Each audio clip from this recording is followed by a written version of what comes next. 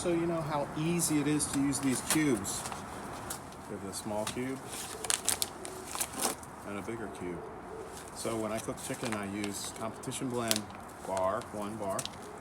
I will put this right in the hottest part of the charcoal. Cherry mini for color. And again, put it in a hot area of your fire, or put your grill grate on, and this grill's set at it right over here. But you want to get your grill lid down, and this side here, whatever side you're smoking, where you want your smoke to come out of, that's what you're sitting over top of your chicken. So that's it. That's how you start cooking.